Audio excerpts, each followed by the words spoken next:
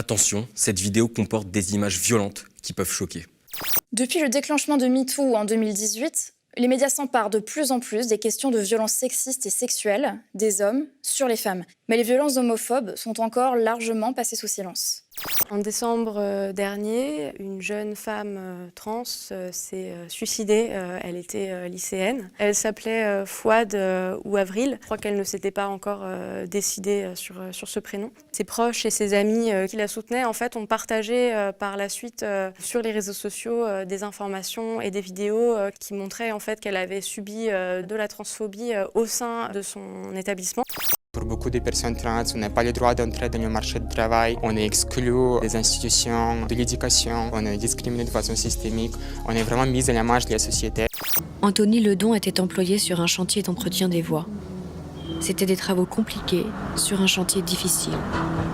Un chantier de nuit, au milieu des trains qui passaient à moins de 2 mètres des ouvriers. Anthony venait de fêter ses 22 ans quand il s'est fait happer par un train. Ces travaux devaient être réalisés en 5 semaines. Voilà, c'était le délai imparti pour ces travaux.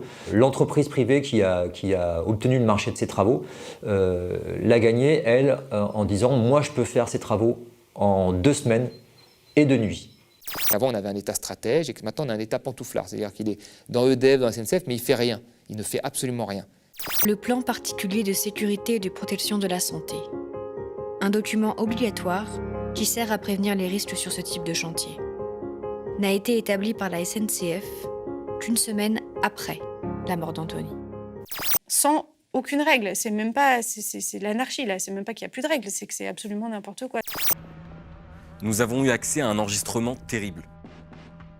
Ce sont des images de vidéosurveillance qui montrent comment un contrôle de gendarmerie a entraîné la mort d'un homme.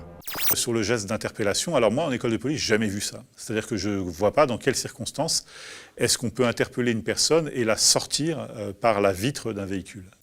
Le rapport d'autopsie que nous avons pu consulter confirme la brutalité de cette énième violence policière. Selon les médecins qui l'ont rédigé, la mort de Claude Jean-Pierre a été causée par les gendarmes qui, en l'exfiltrant violemment de la voiture, ont causé la luxation de 2 cervicales. Une autre affaire tragique se murmure dans les rues de Marseille. Certains policiers de la BAC Nord ont un temps été soupçonnés d'avoir fait tuer un indique. Pour notre témoin, ces fonctionnaires ont bien un mort sur la conscience.